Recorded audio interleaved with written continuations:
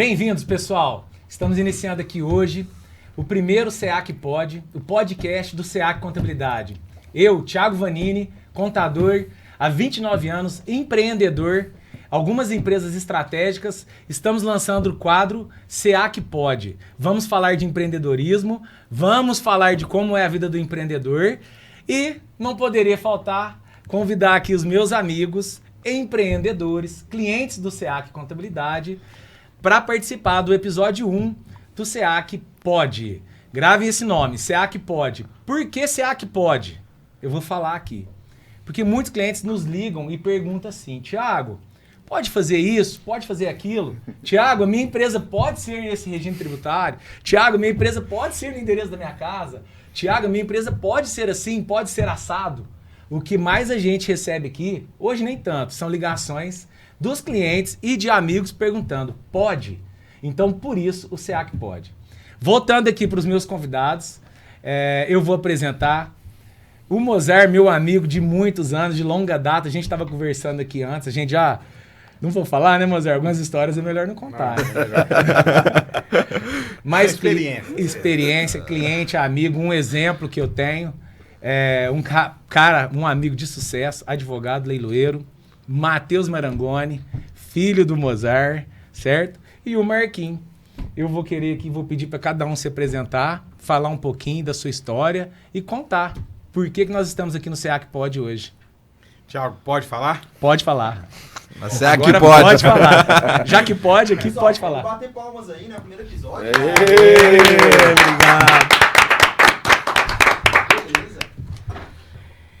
Então, a minha história, que já eu compartilhei com você bastante tempo, né? Mas o que eu faço com paixão, então, que é o leilão, que eu encontrei essa realidade há mais de... Acho que já está chegando para lá dos 20 anos, né? Deve ter uns 25 anos, mais ou menos. Leiloeiro é 14. Mas eu já trabalhava na advocacia ligado a essa questão aí e comecei também a comprar algumas coisas, principalmente no começo carros, né? E aí, num desses leilões que eu ia lá sofrer como comprador de carro, né? Comprador de carro não é fácil não. E aí eu olhava, saía achando que tinha feito um bom negócio, a hora que eu terminava e eu tava indo embora, eu falava assim... Quer saber, cara? Quem ganhou nisso aí foi o leiloeiro. Meu Deus do céu. Porque quem vendeu acaba vendendo barato, porque às vezes acha que poderia vender melhor. E quem compra também começa a fazer continha e fala assim, será que eu vou ganhar? Agora o leiloeiro, ele ganhou o dele ali, aquela comissão ali, de qualquer forma. Mas ledo engano também, achar que a hora que eu comecei a ser leiloeiro, também isso aí era no carro, né? Hoje a gente vê os caras comprando as fazendas e fala assim, ganhei, né? Os 5%, mas o cara ganhou 100%. O arrematante arrebenta a boca do balão. Bate aquela invejinha boa. Mas, e também toda a dureza de conseguir chegar a ser leiloeiro, né? Eu lembro também com saudade, mas foi impactante para mim a hora que eu consegui tirar minha primeira matrícula, que foi em São Paulo. Em maio de 2010, a hora que eu terminei lá com a diretora da junta comercial, que cuida dessa área, ela me entregou a carteirinha e falou, bem, agora o senhor pode sair caçando leilão. Ela usou esse termo, caçando leilão. E eu saí assim, meio feliz, né, que tinha pego a minha primeira matrícula. Agora o que eu faço com isso? E agora? Aí eu fui entender o que era esse caçar leilão. Então, realmente... É um mercado empolgante, eu sou um entusiasta de leilão, sou muito feliz com isso, gosto do que eu faço, gosto de estudar sobre leilão, mas essa caça foi dura. Véio. Não é fácil. Não foi não. E aí eu peguei a minha matrícula, era 2010, em 2007, na última reforma do antigo Código de Processo Civil, foi criada ali como legislação a figura do leilão eletrônico. Eu falei, se eu for começar aqui, eu já estou começando... E ela foi criada em 2007, mas como é normal das legislações, demora até começar a implementar. E o Tribunal de São Paulo, que foi o primeiro também a implementar, ele criou um provimento, que inclusive esse provimento com atualizações, com tudo, é o provimento que ainda regulamenta o leilão no âmbito do Tribunal de Justiça do Estado de São Paulo, que ele é de 2009. Então, pensa, ele foi feito o provimento, e aí até todo mundo começar a se acostumar com aquilo ali, mas aí eu falei assim, olha, eu tenho que ir para o leilão eletrônico. Fazer diferente. Vamos começar com o leilão eletrônico. E aí... Saiu na frente. Fui tentar encontrar, aí eu falei, bom, agora eu vou ter que desenvolver um sistema de leilão. E aí também fui atrás de amigos aqui em Franca mesmo. Franca é uma cidade que tem, o âmbito digital, eletrônico, Franca é muito boa. Hoje a gente sabe, tem muito tem estrutura, tem muitas empresas de tecnologia. Muitas referência hoje, né? Faz a diferença. E na época, hoje tem muita oferta, né, para leiloeiro novo, de alugar plataformas, comprar plataformas. Mas você não falou quem é o Matheus. Fala quem é o Matheus aí pra nós. Eu já vou te pedir um pouquinho de licença para falar pro Matheus aqui, esse menino bonito, que eu falo que ele é muito bonito, vai embelezar a nossa foto aqui. Quem é o Matheus? Fala pra nós, quem é Matheus Marangoni? Então, eu sou o Matheus, filho é Matheus Marangoni Baston, né, filho do Mozart Baston, leiloeiro. Estou lá na Baston Leilões. A entrada oficial, assim, eu nem sei mais ou menos, né? Porque desde que meu pai começou, muitas vezes ele já ia no Mato Grosso do Sul, já ia junto com ele. Que eu comecei efetivamente, foi no 2º ano de faculdade, deve fazer uns 7 anos por aí. Tatuante ali no mercado. E hoje a gente, eu e meu pai, é tudo junto, né? Então, é uma parceria muito forte. Isso, a gente vai construindo. Desde que ele nasceu. Graças a Deus, né, André? Graças a Deus, o Matheus tá junto. Porque eu sempre falo assim, graças a Deus com meu pai a relação nossa é muito boa, né? Então cada um cuida de um setor, de uma área lá, e a gente vai caminhando junto. Aí, lógico, apareceu também o Marcos Rodrigo aí na nossa caminhada, que também se tornou uma peça muito importante aí na Baston Leilões, né? Nosso parceiro de viagem, de leilão por aí também. E quem é Marcos Custódio, nosso amigo? Nossa senhora. Quem é? Vamos passar a bola pra ele agora. Aqui é Made in Capitinga. Aí sim. Também comecei lá na Baston Leilões, uma grande oportunidade. Eu digo que eu tenho um professor de leilão diariamente, né? O Mozart. Considero ele como meu padrinho, considero ele como família mesmo, assim. E assim, tudo que eu, entre aspas, conquistei na vida, o crescimento profissional, foi assim, graças a Baston. Digo que a gente tem lá é muito gratificante chegar numa empresa que todo mundo tem, entre aspas, caminha junto, com o mesmo objetivo, buscar um crescimento. O mesmo propósito. O mesmo propósito, tudo mais. Então, assim, desde um propósito profissional até um propósito que a gente tem sempre... A gente viaja sempre rezando um terço, por exemplo. Legal. E eu acho que... Então, assim, é uma empresa muito abençoada. E isso, eu digo assim, se a gente tem trabalho, que a gente trabalha com bastante... A gente faz trabalho com ética e a gente tem Deus na frente, não tem negócio nenhum que dá errado. Então eu falo assim que esse avanço da Baston ao longo desses anos foi muito graças a esse trabalho. Assim. E sem preguiça, né? Sem preguiça. Trabalha muito, eu acompanho no Instagram. E viaja muito. Eu percebo que essa turma trabalha muito, viu, pessoal? Vou falar uma coisa. Pensa numa galera que trabalha forte, trabalha muito. Eu já arrisquei viajar com eles já. Fizemos uma viagem aí no Mato Grosso para aprender um pouco, né, o mercado dos leilões. Fui viajar com o Mozart, com o Matheus. Não pude viajar com o Marquinhos nessa data. Foi em 2014 que nós fizemos a nossa viagem lá. Já tem um tempinho já. E eu sei que o leiloeiro trabalha muito. Não, você tem noção, setembro do ano passado, só no mês de setembro, nós rodamos 12 mil quilômetros. Se fosse um carro, a gente já estava na revisão, em um mês só. Então, assim... mas eu achava, você vai me desculpar, mas eu achava que o leilão era uma coisa fácil, era só entrar lá porque todo mundo acha que o leilão eletrônico é só... Eu achei que era a coisa mais fácil do mundo. O bastidor é muito complexo. Vamos deixar meu pai contar aqui como é que começou a caçada do leilão. Caçada, então vamos lá. Aí, voltando, né, comecei a desenvolver o sistema e aí demorou um tempo, um investimento já inicial considerável. Eu lembro que, assim, eu lembro até de valores, assim, eu lembro que na época, em 2010, eu tinha um Civic 2008. Carro novo, né? Era um pertinho, carro. semi-novo ali. Um carrão, né? Esse Civic já foi embora para fazer o sistema. Só no digital, já engoliu um Civic 2008. Foi o Civic. Aí, com o meu sisteminha na malinha, eu vi que o Tribunal do Mato Grosso do Sul estava credenciando leiloeiros para implementar o leilão eletrônico. Aí, o que eu fiz? Eu falei, bom, minha matrícula era de São Paulo. Então, eu ia precisar encontrar um leiloeiro lá no Mato Grosso do Sul que quisesse trabalhar em parceria comigo e eu ia fornecer o sistema, mas já pensando em como funciona a Baston hoje. Assim, o sistema e o back-office todo da preparação do leilão. Tá, então peguei a listinha dos leiloeiros lá no Mato Grosso do Sul, não era grande, tinha acho que 10 leiloeiros e fui bater na porta. Cheguei em Campo Grande, peguei um voo e aí fui para um hotel. Eu falei, bom, deixa eu ir para um hotel perto do tribunal, né? Então fiquei num hotel, eu lembro que eu fiquei no Hotel Ibis, que ainda fica perto do Parque dos Poderes, dava para ir a pé para o tribunal, mas quem não conhecia nada, só que eu estava longe do centro da cidade. Então, cheguei, pensa uma pessoa perdida, cara. Eu cheguei, entrei nesse... Mas é que o Marcos falou, sempre com Deus na frente, né? Eu rezei, falei, Deus vai me guiar e eu vou encontrar. Isso aí, acho que eu visitei 3 leiloeiros.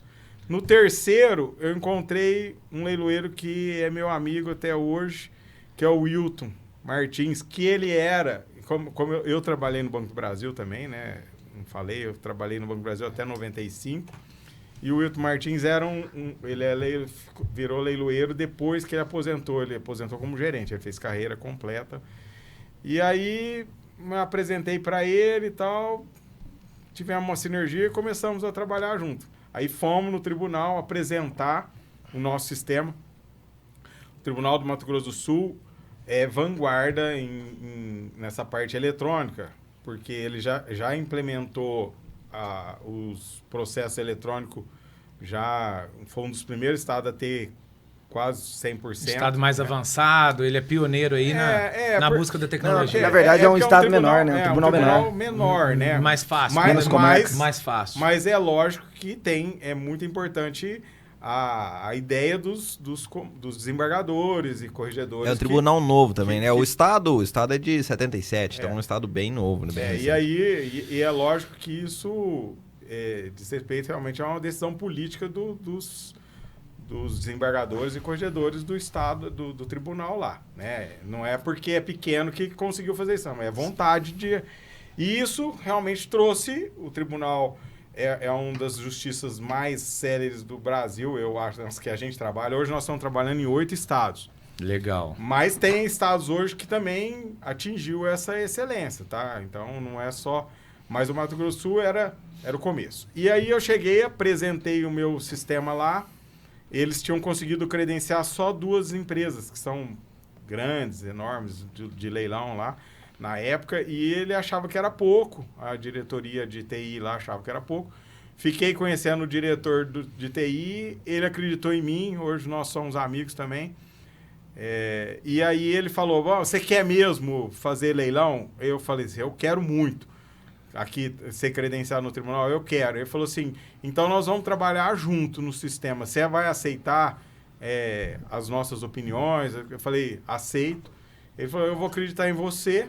Eu voltei para frente. Te deu um voto de confiança. Liçãozinha de casa e fomos aperfeiçoando o sistema até chegar no sistema que o tribunal aceitava. Que atendia o tribunal. Atendia o tribunal.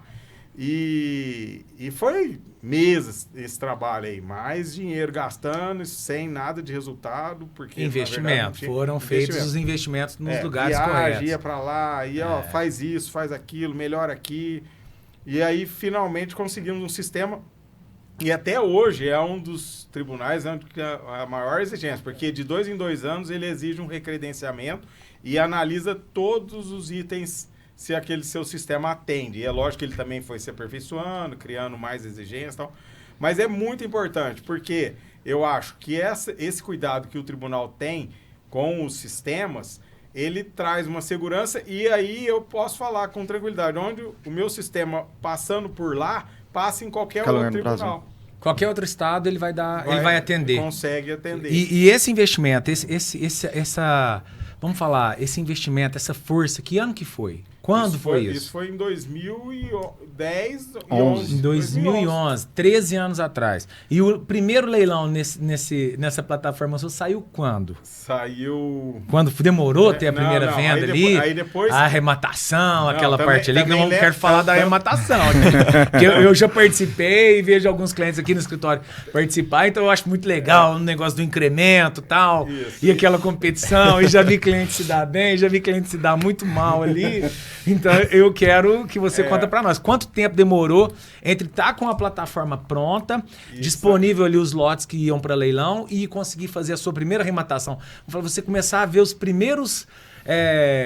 a primeira grana que retornou depois de tanto investimento que foi feito. Quanto tempo demorou, Mozart? Olha, eu creio que foi no final de 2012 teve esse primeiro leilão. Então, quase 2 anos ali de investimento entre plataforma e, de fato, e aconteceu o leilão. Mas a nomeação para esse leilão, ela se deu antes mais disso. rápido. Mas demorou, porque é natural também o amadurecimento dessas circunstâncias aí. Ó, você nomeou, aí você começa a trabalhar até chegar...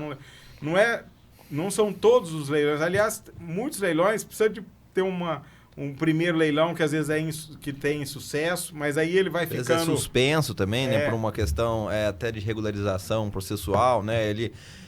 A primeira nomeação, às vezes ela ainda tem ali alguns vícios, né? Naquele processo, e aí, às vezes o executado, né? O devedor vai alegar isso, assim, na porta do leilão.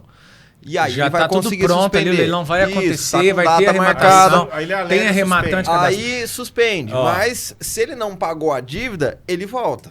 Vamos pensar o seguinte, eu como estou com vocês há muitos anos na contabilidade, nas declarações de imposto de pessoa física, então eu tenho um conhecimento. Mas vamos entender que quem está assistindo a gente, vamos visualizar que eles entendem muito pouco. Então a gente tinha que explicar o que é que todo mundo fala, a primeira praça, a segunda praça, como que funciona isso. Eu acho que é importante explicar um pouco a sistemática do leilão, para depois a gente falar assim, compensa comprar em leilão? Sim. Não compensa? E vocês contarem para nós. Vamos fazer os principais casos ali. Sumário, né? Isso.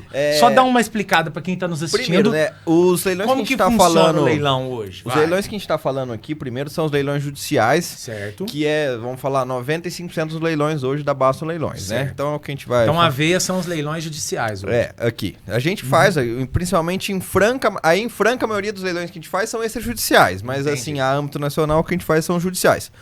O judicial, ele vem de um processo ali, vamos falar, ele vem de uma dívida. Sim. Seja por que motivo que deve...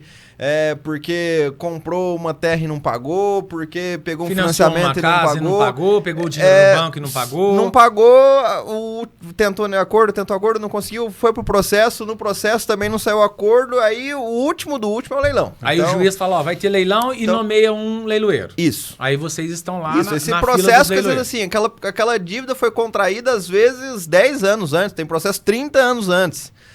Não são todos, tem processo de 2 anos aqui. E aí chegou naquele momento do leilão. Sim, chegou a hora de vocês. Isso. Aí o juiz vai nomear o leiloeiro lá. O Mozart Baston, o Marcos também é leiloeiro agora oficial. Também. 3 estados. 3 estados, Marcos? E aí vai nomear o leiloeiro e aí começa esse procedimento do leilão, né? E aí o leiloeiro vai preparar a documentação, faz o edital, manda para assinatura do juiz, né? A última palavra é do juiz. E aí marca esse leilão, né? O leilão, geralmente, ele é feito antes falava primeira e segunda praça, né? Hoje fala primeiro e segundo leilão. Não é mais a praça acabou. A praça acabou. Tem muita gente que fala praça. Mas tem muita gente que fala praça. E tem edital ainda de alguns leiloeiros que mencionam ainda esse termo. Que também, entre aspas, não está errado. Não está errado. É porque o código, né? O Código de Processo Civil que estabelece esse procedimento e todos os procedimentos do processo civil, mudou a nomenclatura para leilão. Se falar primeira praça e primeiro leilão, estamos falando da mesma coisa. Isso. Segundo leilão é a hora boa de comprar. Segunda praça, é assim que funciona? É que antes do Código de 2015, falava-se praça para imóveis e leilão para bens móveis. Por que praça? Porque antigamente, se você olhar no dicionário, o ASTA, uma das modalidades lá, vai estar lá o de leilão. É praça, leilão, asta pública. Usa asta. Porque o que fazia? Asta. Penhorou sua casa aqui em Franca. Sim. Não, Aí, piorou a casa de Piorar alguém, a casa Fran. de um. A sua nunca vai piorar, né? Piorou a A casa sua de nunca vai alguém, piorar. ó, Você se sempre vai Deus ser um grande investidor em leilão. Mas só suponhamos. Antigamente você colocava a praça, por quê? Seria realizada no átrio do fórum, ou seja, no salão principal do júri, no fórum, daquele local onde estava situado o bem. Ou seja, por isso falava na praça local. Mas agora, unificou, agora é tudo leilão, sendo carro, sendo... Perfeito. Então aí é bom que eu vou me Viu, atualizar, Thiago? porque eu falo praça O ainda. leilão é a oferta pública por excelência. Ela ela remonta lá no direito romano. O centurião, quando ele ia, a pessoa era o devedor, ia transformar aquele bem em dinheiro para pagar a dívida de alguém, ele chegava e gritava na praça pública com um bastão que tinha o nome de asta. Então ele chegava na frente do bem, batia 3 vezes e começava a pregoar. Aí ele começava a falar alto e ia oferecendo a quem quisesse pagar, quem dá mais, daí vem o nome, aí ele falava, ninguém dá, chegava no limite do preço, ele batia uma vez, e daí depois essa asta virou o martelo, ele batia uma vez, ninguém dá mais, dou-lhe uma, pum, ninguém dá mais, dou-lhe 2, pum, a hora que ele batia, ninguém dá mais, dou-lhe 3, pá, vendido, era o Estado que Batia vendia. o martelo, que antigamente Na época era uma asta, batia assim. Que eram os Fazia. guerreiros, chamava Astat, esses guerreiros. E também... Eu tô gostando de ver. Não, e eles entravam dentro das Tô casas, gostando das aí a hora que chegava lá junto com os inimigos, aí o que eles faziam? Pegava os bens dele, pegava na ponta dessa lança, que chamava Astat, aí colocava isso na porta, igualzinho o Mozart tá falando. Na frente Ou do seja, móvel, já marcava leilão... que o móvel era dele. Isso, leilão é uma ferramenta, uma modalidade de venda. E leilão também você vê até em licitação. Sim, sem dúvida. Então, assim, ó, modalidade de venda. Agora, hoje, a asta é lá no site sisteminha, você dá lance, clica lá, Que é a aceitar parte lance, legal lá, isso. que eu acompanho, alguns Aí clientes. ele clica lá, dou-lhe uma, dou-lhe 2, acabou, fechou o lance E encerrado. ali é onde tem a plataforma que entra o Isso. Matheus preparador, é isso? Sim, ela prepara esses leilões e depois depois manda, né, o edital, né, que é o documento que estabelece as regras do leilão, o juiz assina e aí volta, a gente cadastra na plataforma e abre esse leilão. Aí vamos voltando lá. Aí o leilão, ele tem que ter uma data final, né?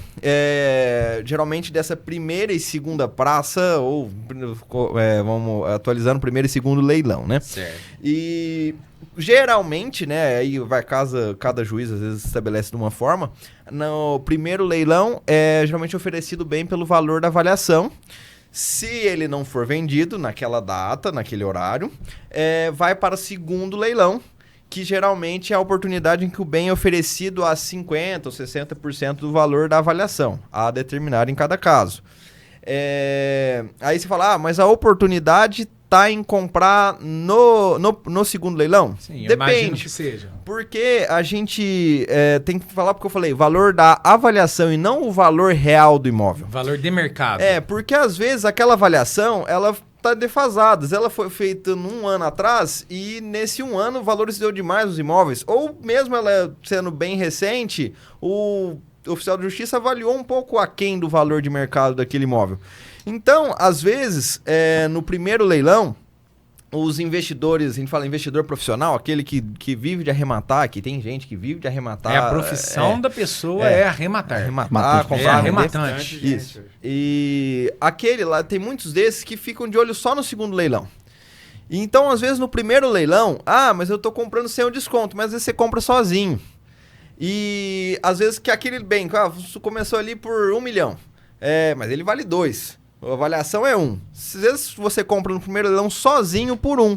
Você deixa ir pro segundo leilão a partir de 500 mil, mas é a partir. Às vezes tem um monte será que em algum caso passa o segundo leilão, avaliação Acontece, do primeiro? eu tava acompanhando uma área, não era leilão nosso, de um imóvel rural aqui em Guaíra. O primeiro leilão, foi acho que o ano passado, retrasado. 600 mil.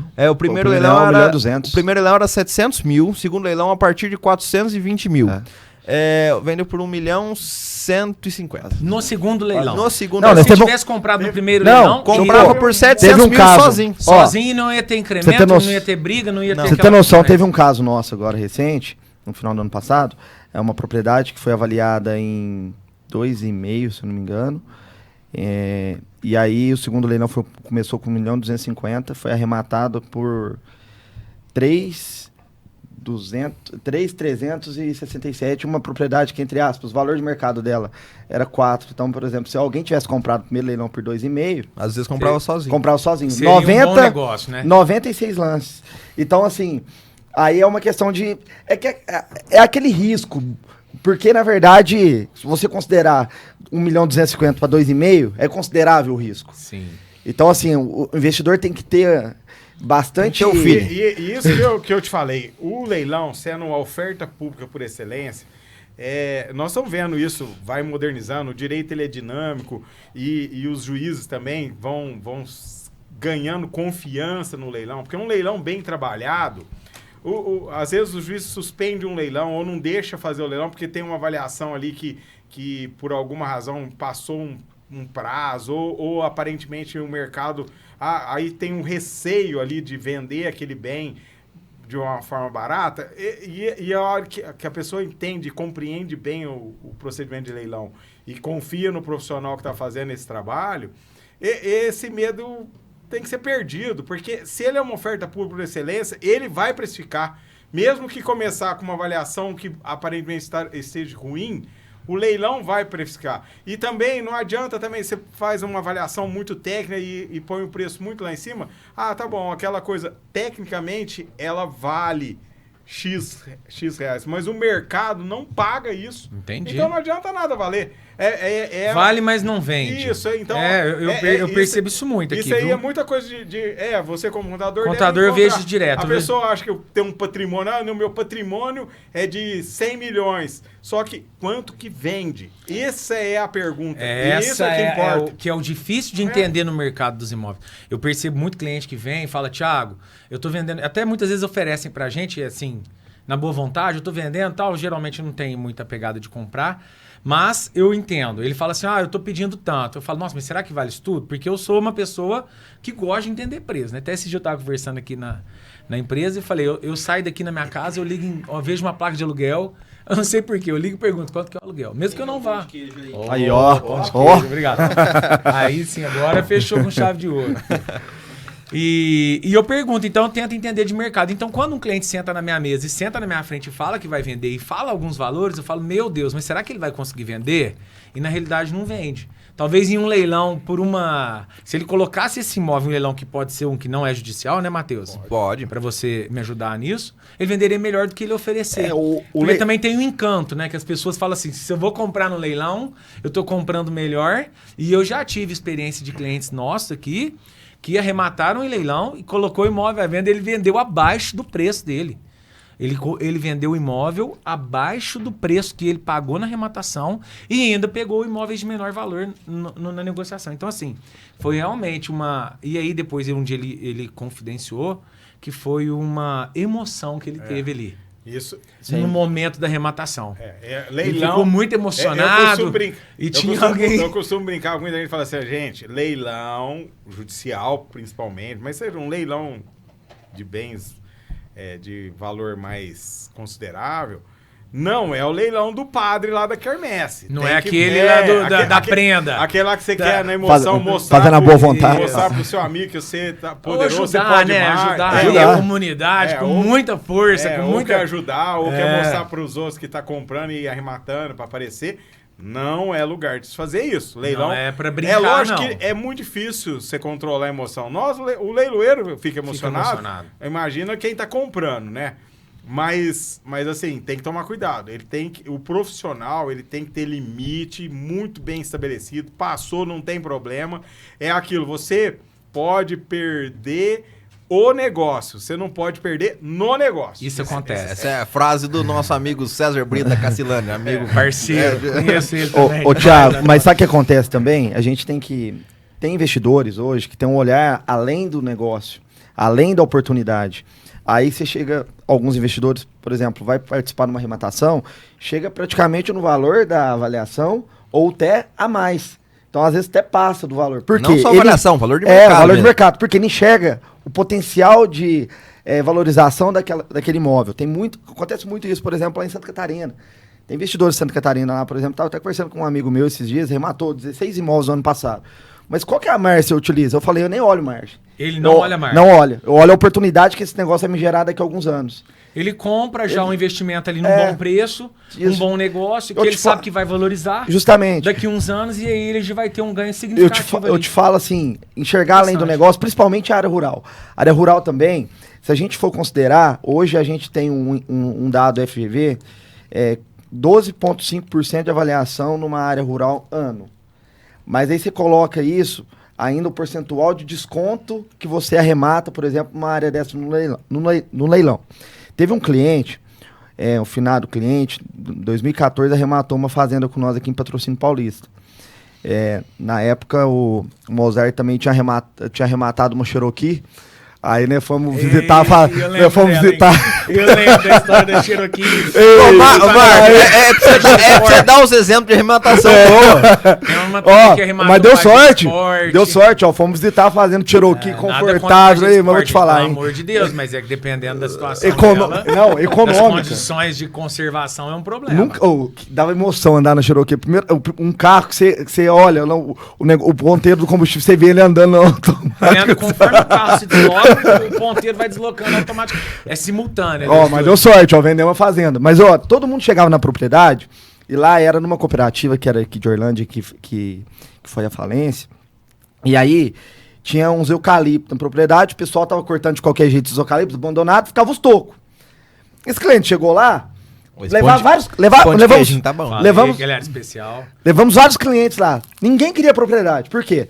Tava cheio de toco. Destocar vai me dar dor de cabeça, vai me dar isso, vai me dar isso. Levei esse cliente lá do Pará. Trabalhava na Ford, subia daqui a Napu, lá no Pará, na Transamazônica, de Toyota Bandeirante. Olha o conforto. Na verdade, ele é de Franca, ele tinha terra lá, né? E aí, ele falou, não, esse toquinho aqui pra mim não é nada, não. Toco pra mim, que eu considero, era no Pará, que tinha que abraçar e tomar uma árvore.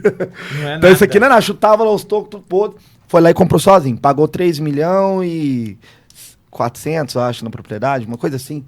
No leilão, No leilão. Eu nem sei se tudo isso. Não, foi isso. Foi 3 milhões e 700 alguma coisa. Pra você ter noção. Um leilão.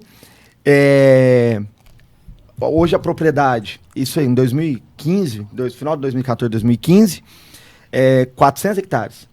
Essa propriedade, hoje... Ela tá com 189 hectares arrendada para a usina, porque ela fica 19 quilômetros da usina, que é de Batatais, que era antigo Cevasa. Uma propriedade que hoje, o valor de mercado dela, hoje, de venda, até por conta da questão do arrendamento e tudo mais, hoje tá um espetáculo, não brinca a propriedade. Hoje ela vale em torno de 14 milhões. Agora, então, assim, o ganho de patrimônio, de capital... E a gente não precisa nem falar de coisa tão longe. A gente vendeu em 2022, acho que, setembro de 2022, vendemos uma área no Mato Grosso do Sul, município de Ribas do Rio Pardo, onde montou a maior indústria de papel e celulose do Brasil ou do mundo. Da América Latina, Projeto Cerrado da Suzano. Suzano, comprou a maior fazenda o ano passado, né? Tem 10 mil funcionários direto, 10 mil funcionários hoje direto lá na construção do Projeto Cerrado, a maior usina de celulose da América Latina. Aí vendemos, mas já tinha esse projeto, não era surpresa, né? E vendemos a fazenda, começou o lance, eu acho que a partir de 3 milhões e 800, vendeu por 5 milhões e meio. Aí tem uns, não vou pagar, isso aí não vale não. Passou um ano, tava vendendo propriedade do lado, vizinho. Vizinho de cerca. Se você for fazer a conta de valor do hectare, essa fazenda você podia pedir e vender por 13 milhões. Um ano depois, você pagou 5,5, valia 13 no outro ano. Então é um negócio que tem que voltar os olhos. Eu acompanho o Marcos, ele fala muito das fazendas. Trembão é coisa boa, né, Marquinhos? Trembão é coisa boa. Inclusive... leiloeiro é especializado em fazendas. Não, inclusive, eu, Matheus, mais um amigo nosso lá de Uberlândia, o Marcos Flores, estamos organizando uma mentoria que vamos lançar agora no próximo mês de fevereiro, voltada para investimento em área rural. Legal. Então, na verdade, é criar um grupo mesmo forte de investimento, conectar corretores, advogados, assessores, leilão, investidores a nível no Brasil. Por quê? Tem muito leilão hoje que se encerra sem lances. de pequenas propriedades. E quando a gente fala em fazenda, a gente não está falando em fazenda apenas milionária. Existem as fazendas, por exemplo, lá no norte, aqui, região de Montes Claros, você encontra ainda fazenda no leilão, 800, 700 reais o hectare, mas às vezes o valor da propriedade está no leilão, 300 mil, 400 mil. Às vezes não compensa o seu deslocamento, porque você tem um risco de suspensão do leilão, por conta de questões processuais e tudo mais. Às vezes não compensa esse deslocamento para você verificar se o negócio é viável ou não. Mas se você conectar pessoas em todos os cantos do Brasil, às vezes essa propriedade que está no leilão lá, 200 mil, tem lá 200 hectares, por exemplo, quem garante que essa fazenda não pode valer 1 milhão, 1,5 milhão? E olha o potencial de negócio. Então, com base nisso, a gente está querendo criar esse grupo aí de negócio. Para gerar negócio. Mas também, ao mesmo tempo, também tem que aprender essa diferenciação, porque não quer dizer que uma fazenda barata que ela vai valorizar. Porque tem algumas, tá bom, tá barato, mas eu vou fazer o que com isso? Vou vender para quem? Então, esse que tá a grande sacada, é você saber o que tem potencial e o que não tem. E uma dúvida, você vende, você tem lá o seu cliente que arrematou a fazenda, e na fazenda tem lá o proprietário, ele mora lá dentro, ele tem os funcionários dele, acontece esse tipo de caso, como que tira essa... Então, é muito importante vocês falarem isso, porque muitas vezes as pessoas não sabem. Como que eu vou tirar? Ou quando vocês falam de fazenda, vocês estão falando especificamente da terra livre, nua ali? Não, a maioria das vezes... Sem ter nenhuma pessoa dentro, desocupada, a palavra é essa. Mas é assim, olha, Thiago, o que eu também costumo dizer, assim, comprar em leilão judicial, bem assessorado, é um dos negócios mais seguros que existe. Você está comprando do Estado, a pessoa tem que entender, mas tem dissabores, tem... Que é aquilo que a gente, no começo da nossa conversa, porque tem muita gente que tem essa visão, o Matheus até fez aquele sumário que ele chamou ali, e tem gente que fala assim, pô, você está vivendo a desgraça do outro, você está... Não é, isso tem para mim claramente, e é lógico que isso veio com uma evolução de conhecer o negócio. A pessoa teve todos os direitos de se defender, principalmente no judicial. Ele teve o judicial, o Estado também... Teve prazo. O Estado tutela tanto o exequente, aquele que tem o direito do crédito, como o executado também. Existem princípios até, né? Princípio de menor onerosidade para o executado, princípio, a execução se dá no interesse do exequente, mas tem que respeitar esse... Então... Assim, a pessoa agora que chega nesse momento, aí fica parecendo assim que, eu tô perdendo a minha fazenda, o meu bem ali naquele momento. Não, ele perdeu quando fez aquele mau negócio, quando ele deixou de pagar, quando... Entendeu? Então, a gente tem que ter o leilão assim, com muita tranquilidade, é muito seguro. E é lógico, você tem que pensar sempre assim, eu estou com a justiça do meu lado. O arrematante. O arrematante. Sim, então, legal. ele não vai fazer... não vai se indispor. Não vai se indispor, não vai chegar lá... Não vai encontrar, não vai ter confronto. Você não vem pegar minha terra aqui, não. Essa terra é minha. Comprei. Não tem isso. E o arrematante também tem que entender... Que ele não precisa fazer nada. comprei, eu tiro aquela pessoa lá. Não. Vocês tiram a pessoa quando tem lá? Não, na estrutura da leiloeiro, o trabalho leiloeiro termina na venda. No leilão. Esse aí é o trabalho do arrematante, que junto com a gente sempre recomenda. Precisa de advogado para arrematar em leilão? Não, mas você tem um bom advogado. E vocês fazem esse serviço? Vocês prestam esse serviço? A gente não pode, serviço? até porque o leiloeiro ele não pode advogar no leilão que ele vendeu, né? Senão poderia dar um conflito aí. Mas a gente tem... tem pessoas para indicar. Tem grandes parceiros para indicar. Do direito, da trabalham, advocacia, que entendem de leilão. Em tudo quanto é estado, onde você precisar, a gente tem um Tem um advogado parceiro que faz esse suporte para arrematar. Isso, porque a gente... cheguei lá, aí... Porque o dia que você vai tomar posse, né? Vai ter um mandado de admissão na posse e vai lá com o oficial de justiça para cumprir, né? Cheguei lá, o executado, né? Não tá querendo sair, quis brigar. Tá bom, vai embora. Não tem briga. Não tem briga. Tranquilo, comunica na paz. nos autos, pede reforço pro policial. A próxima vez vai com polícia. O cara não vai ficar enfrentando. E a pessoa pode também, não é necessário que ela vá. Ela pode mandar o advogado dela ir lá. Pode também. Ela pode dar uma procuração, fazer advogado não é custo, é investimento nesse momento. Eu também acho, sem dúvida. Porque, na verdade, a carta de arrematação, que agora vem, que a carta de arrematação é a escritura pública. Primeiro, arrematou.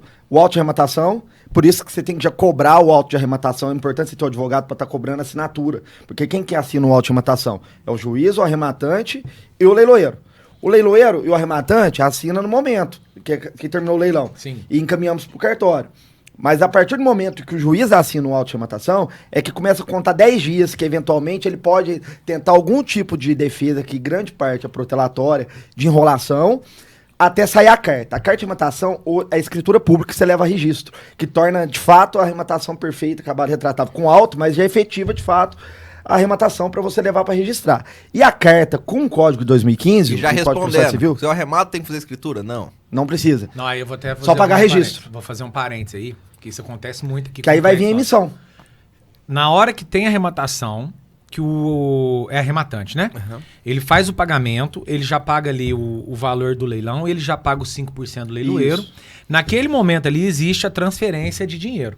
Então, o que acontece muito na contabilidade que o pessoal me pergunta, Thiago, eu não tenho escritura, então eu não preciso lançar? Eu falo, não, você precisa lançar, porque você já teve a transação do dinheiro, já teve o pagamento, saiu da sua conta pessoa jurídica, ou tem alguns clientes nossos que arrematam na pessoa jurídica, esse dinheiro já saiu da sua empresa, agora você tem um direito. Sim. Você já tem um direito ali, você só não tem a carta de arrematação, que vai ser o documento definitivo ali, que a gente vai deixar de fazer ali eu faço uma redação boa, que foi um imóvel arrematado em Até leilão. porque tem o tal, parcelamento ainda, né? Sim, depois eu queria falar, tá anotado aqui, como que funciona o parcelamento. Então são esses dois momentos, é importante falar, porque muitos clientes que vão arrematar, falam, mas eu vou passar só depois que sair a carta de arrematação. Eu explico, não, você já tem um direito, já existiu uma movimentação financeira, então a gente precisa entrar com isso na sua ou declaração de imposto de renda pessoa física, ou na sua pessoa jurídica ali, você já comprou, já vai entrar um direito lá na sua empresa. Você comprou, é o que você está dizendo aí, corretamente, você comprou um direito. Isso. E aí depois isso aí vai se realizar, né, com a carta de arrematação. Que pode demorar um prazo. Esse prazo, existe uma legislação ó, que... A lei fala em 10, né? Mas assim, grande Em 10 parte... dias? 10 É, dias, mas assim, já Na vi... prática não é assim. Ó, na prática eu já peguei caso de 28 dias, já tava com a carta de rematação e tomado posse o cliente. Mas imóveis Mas desocupados assim, ou qualquer... Só... esse tava desocupado em si. Se tiver mas, assim, habitado, não tem como. não. Mas aí não varia Isso aí muito. influencia Esse aí não o prazo. o que influencia é discussão processual. Tem alguns casos que é mais tranquilo, outros demanda mais uma discussão. Quanto mais, entre aspas, o bem que normalmente você vai ter uma rentabilidade maior, uma lucratividade maior, é o bem que vai te dar mais trabalho. Porque, na verdade, é o bem que às vezes vai ter pouca disputa no leilão. Mas aí tem uma discussão judicial. Só que aí vai ter uma Ele discussão. vai atrás, depois da arrematação, existe a discussão. Mas a gente vem falando Thiago, assim... isso aí pode denotar uma certa insegurança. E não tem. Não tem. Porque a pessoa tem que entender que esse dinheiro fica depositado em juízo. Então, se acontecer qualquer problema, anulou por alguma razão, teve recurso e a impugnação foi procedente ou perde na impugnação, mas aí a pessoa pode agravar daquela decisão ali do juiz. O dinheiro está depositado em juízo, vai voltar. O máximo que você vai perder é tempo. Porque o dinheiro ainda volta corrigido. Porque toda vez que depositou em juízo, ele volta corrigido. Se ele tivesse aquele capital ali que ele está guardado ali em um banco, rendendo juros ali, ele vai colocar ali naquele direito do imóvel que é um possível excelente negócio, e ele deu errado, deu ruim, ele vai lá e resgata. Ele pode resgatar a qualquer momento ou não? Como que funciona? Não, ele tem regras também. Eu tenho certeza. Ele não pode Não é tão simples assim. Eu não posso arrependi. A bel prazer. Não, ele pode, nos primeiros 10... comprei, não quero mais, devolve meu dinheiro. Não é assim. Os primeiros 10 dias pode. após a arrematação, o executado, né, o devedor, tem um prazo para fazer as alegações dele, né, as impugnações. Sim. E aí o arrematante tem o mesmo prazo para, diante da impugnação e as alegações, né, do devedor, ele já desistir. Então, aí ele tem que escolher. Bom, eu vou consultar o advogado, o que você acha da plausibilidade dessa alegação? Olha, aqui não vejo muita plausibilidade. Ou assim, não, aqui a chance do executado conseguir cancelar esse leilão é muito grande. Aí você já pega, já desiste. Entendi. Agora, depois que você entrou ali que você entrou no barco, agora aí você tem que esperar o juiz resolver aquela demanda. E não é ruim. Se der ruim, se der errado, ele pega o dinheiro de volta. Corrigido. Ele tem que ter paciência. E detalhe, Mas assim, essa eu acho que impugnação, assim, mesmo que ela não seja... Vamos imaginar que você fez uma compra, emocionou, igual você falou, você percebeu ali que emocionou e... passei do meu limite e agora complicou. a impugnação, independente de qualquer coisa que ele alega, só porque ele impugnou, você pode desistir. Entendi. Mas Mesmo assim, que seja na muito verdade, fraca, mesmo aquilo ali fraca, é só mas- pra ganhar tempo, que nem o Marquinhos Isso. falou. Mas deixando Eu claro. ele Pode. impugnou, eu tenho direito de pegar meu Pode. dinheiro de volta. Mas deixando claro. Ah, mas acontece muito do devedor impugnar? 90% das vezes. E aí, geralmente, o rematante desiste? Eu acho que nem 2% das vezes o rematante desiste. Geralmente, o rematante fez bom negócio e ele E espera. ele vai até o final. Eu agora de cabeça não consigo nem lembrar algum exemplo do que a pessoa desistiu. desistiu, É muito. É muito raro, porque geralmente... É o que a gente tá falando, o cara, a pessoa vai se profissionalizando e esse componente emoção aí é muito difícil. Ele ser o causador de você comprar mal. Comprou em leilão, meu amigo, você comprou bem. Compra bem. Comprou bem. É um muito bordão. Comprou em leilão, como é que é, Mozart? Comprou em leilão, comprou bem. Comprou bem. Comprou bem. E só, deixa eu só, aquela questão que o Mozart tocou, que às vezes ele fica pensando, nossa, tá ganhando dinheiro na desgraça dos outros, alguma coisa nesse sentido, que tem esses Eu ia comentários. e tudo fazer mais. uma mas analogia mas eu digo depois. pra você que o leilão hoje é uma das principais ferramentas de proteção da função social, principalmente de área rural. Porque muitas das propriedades rurais que a gente vende em leilão, ela está abandonada. São áreas que têm total potencial de ser produtiva ou mesmo e está que sempre não- sendo abandonada. E o leilão, Ou ele tá protege a função subaproveitada. social. Ele protege a função social porque com a rematante, essa propriedade vai passar a ter um dono e vai tornar ela novamente produtiva. E vai gerar riqueza. Gera riqueza ao invés de ficar Economia gerando uma despesa ali. Justamente. E muitas vezes esse executado, ele tá pegado ali, ele virou um escravo, ele acha que ele ainda é dono daquilo ali, Mas já não ele é, não no dia mais, que ele não foi- tem crédito, ele não consegue tocar. O que eu queria fazer A analogia, vida dele principalmente, para ali. eu não sei se a maioria das fazendas são pessoas físicas ou pessoas jurídicas, mas uma coisa é fato, era alguém que fazia alguma coisa ali e não fazia bem feito. Vamos pegar por essa ótica. Porque se ele fizesse bem feito, jamais quem faz as coisas bem feitas vai ter um imóvel, uma fazenda, uma casa, qualquer Não, coisa pode que seja até indo a acontecer, mas é leilão. muito raro. É Vamos raríssimo. falar assim, às vezes o cara se deu mal por sucessivas perdas de safra, aí... Ah, mas aí é um caso diferente. Mas é raro, né? Mas eu falo que na maioria dos casos eu imagino, né? É uma visão pessoal minha, que é porque eu não era um bom gestor. Geralmente. Era uma pessoa desorganizada financeiramente. Era uma pessoa acostumada a pagar juro. Era uma pessoa que estava acostumada a estar ali na frente todos os anos renovando os programas de agricultura rural.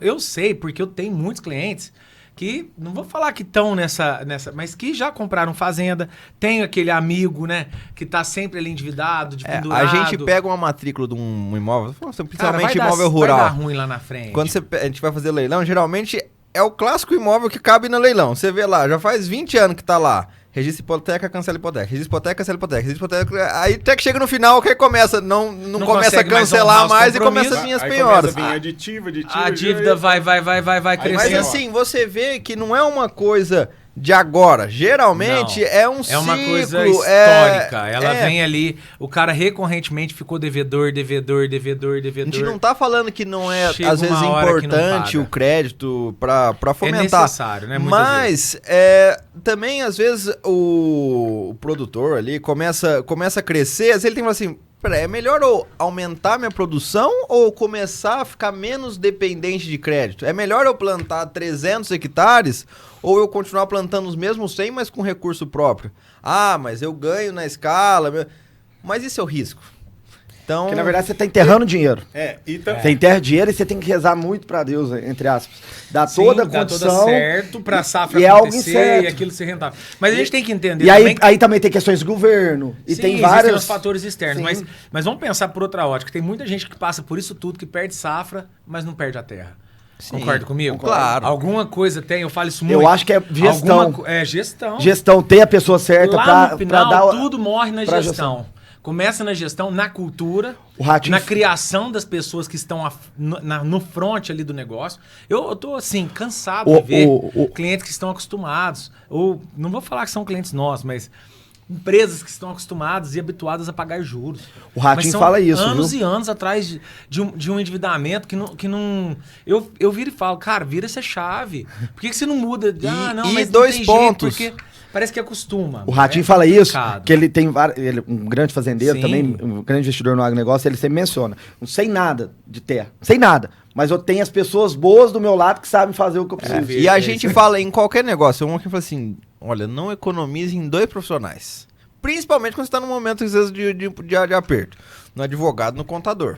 Opa, obrigado. Não, Falou mas- agora na parte mas do a gente Thiago e do a SEAC. gente fala toda hora, Mas tem que falar porque mesmo, eu fico feliz às de vezes ouvir. o cara começa a chegar num ponto ali, começa a estar em risco, e aí ele economiza onde não pode economizar. E E aí ele começa, às vezes, não Custa tem um caro. advogado bom pra assessorar ele numa renegociação de dívida, e às vezes ele acaba fazendo coisa errada que só se enrola mais.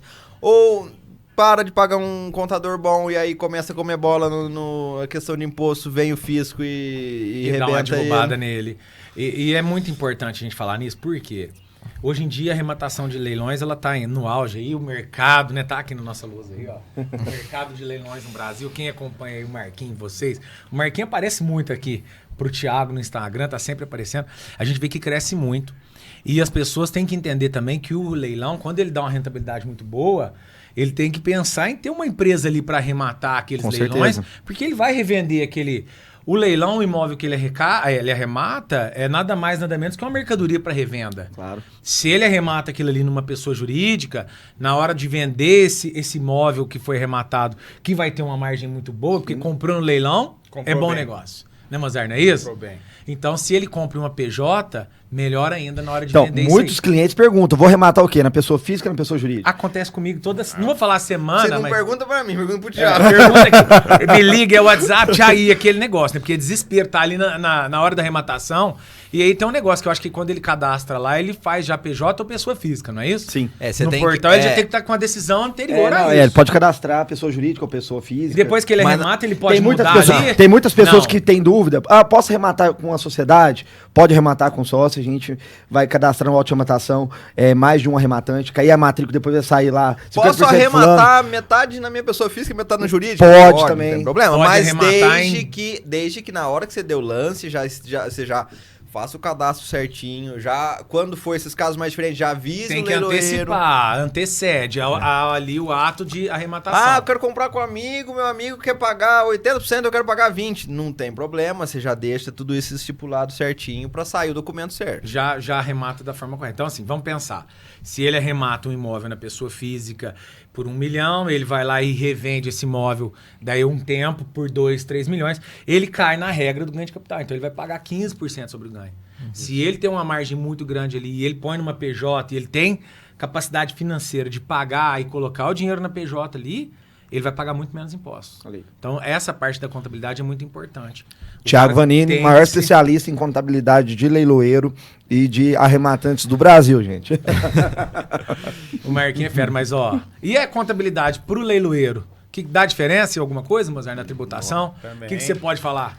Também é um... É diferencial? É diferencial. E assim, na minha busca, né, também por esse profissional, também eu encontrei dificuldade e a gente já tinha a nossa amizade, a gente já conhecia e nós fomos aprendendo junto.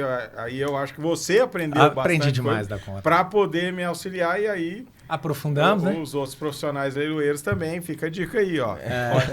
Pode procurar O que não faltou foi estudo aqui. Eu, Mozart, nossa, meu Deus, você como nós estudamos, Mozart? Não, você capiaram a continua, estrada né? para custódia de Não, entrada, E tá tudo continua, prontinho. Continua, todos os porque- dias a gente vai. porque E os parceiros é dinâmico. novos. A porque legislação tributária, ela ela não para, é uma né? loucura, né? Então, E ela interfere nos estados, algumas coisas, principalmente as preparadoras de leilões, Sim. pessoa física. O leiloeiro, para quem está nos assistindo aí, o leiloeiro ele é obrigatoriamente pessoa física, certo, Mozart? Certo, Marcos?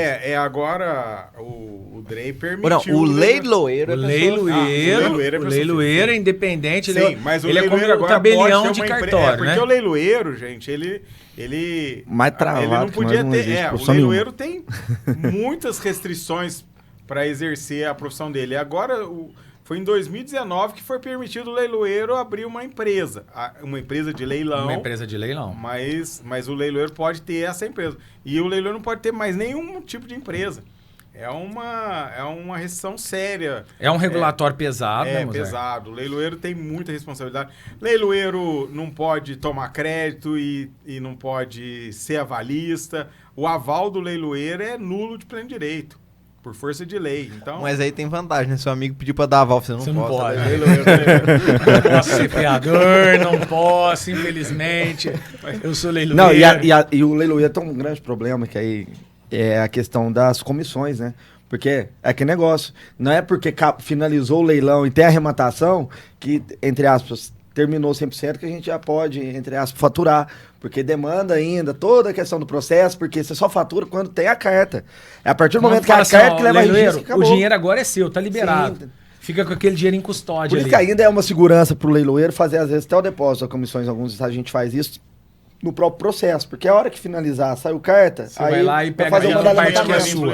Aí você fatura, porque você sabe o problema que é essa questão. Então, assim, é uma profissão tão com projeto de lei para tentar flexibilizar algumas coisas, porque não tem profissão, acho que no Brasil hoje, que é tão fiscalizado como leiloeiro. A gente, a junta comercial, todo mês tem que ficar mandando negativas, cumprindo o provimento, regular os regulamentos internos que eles têm. Então é bem burocrático.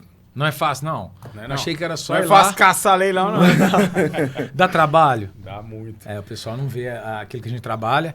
Mas, conta pra nós aí, Marquinhos. Você comentou do parcelamento, de parcelar. Como que funciona? Desde quando pode parcelar? Isso é novo, isso é antigo?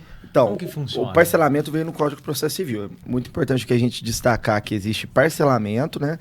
E existe também o financiamento. O financiamento, a gente fala muito nos leilões extrajudiciais.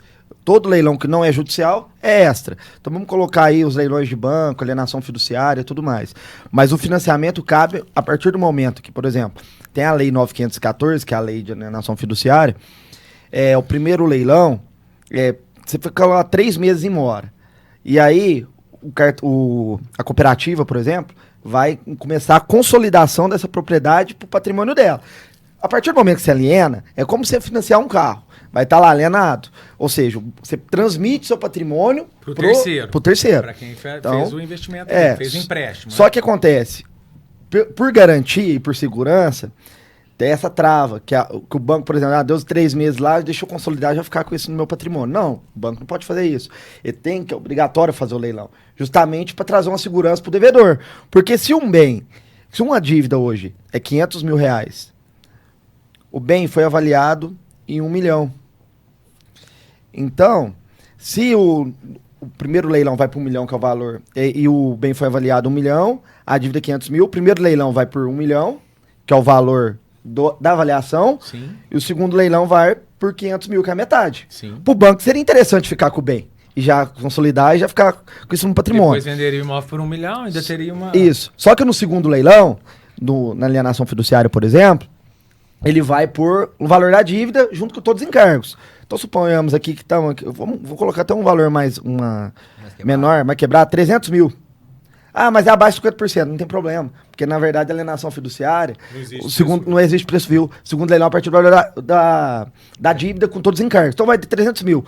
Preço vil, preço baixo. Não existe preço assim, defasado, só para ficar claro. 50%, que traz o Código de Processo Civil. Se o juiz não fala nada, é 50%. Só que a lei de alienação fiduciária tem a lei própria, a legislação própria. Que é uma outra legislação, que corre do lado. Então, por exemplo, se o banco ficasse 300 mil, um negócio que vale 1 milhão, pro banco era lindo. Sim, maravilhoso. Por isso que vai a leilão a partir de 300, porque o leilão precifica. Pode chegar aqui. É uma proteção do devedor. Considerando que o leilão é a oferta pública por excelência, ele vai trazer pro mercado. E aí... Aí esse imóvel que começou o segundo leilão por 300 mil, de repente ele vai vender por 500, 600. 800, tem que devolver o troco. Aí o cara, o banco, quem era o dono, vamos falar assim, né? Que buscou o recurso e deu imóvel alienação, passou por 500 mil, arrematou por 1,5 milhão. Isso. Aí ele paga a dívida dele de 500 mil reais, mais os juros, ali que vai estar nos 800 mil, e ainda sobra ali 700 mil para ele. Devolve pra ele. Se vender por 1,5 milhão. E aí o que acontece? Aí quem devolve isso é o processo. O próprio credor fiduciário. Não fica no processo. Não, esse aqui é o leilão extrajudicial. Esse aqui é o leilão extra. O extrajudicial. Só que acontece? Ninguém comprou. Aí foi pro patrimônio do banco. Aí o banco pode fazer, ele normalmente faz a venda por leilão. Aí aquelas vêm direto. É muito esses leilões do Bradesco, do Itaú, esses feirão de leilão que tem o Santander. Aí ele pode abrir financiamento, tudo mais, porque já tá no patrimônio dele. Ele já fez o leilão, ninguém quis. Já passou nessa segurança do leilão. Aí ele consolidou. Então aí existe a possibilidade de financiamento. Agora, no leilão judicial, voltando pro processo, existe a questão do parcelamento legal. parcelamento é 25% de entrada mínimo e o restante em 30 meses apenas com correção. Em todos os entes judiciais, por exemplo, temos a Justiça do Trabalho, a Justiça Federal e a Justiça Estadual. Hoje, os 3 entes têm adotado a legislação do Código de Processo Civil, 25% e 30 meses. Por quê? Tinha uma legislação anterior, uma lei federal, que na Justiça Federal, que é os leilões do TRF, poderia parcelar 60 meses, 1% Selic. Olha que puxado. E aí, ou seja... até o valor do débito. E até o valor do débito. Então, assim, hoje o próprio TRF, os leiloeiros, eu estou acompanhando, eles já estão aceitando esse parcelamento que é, entre aspas, muito mais atrativo. E qual que é o índice de correção?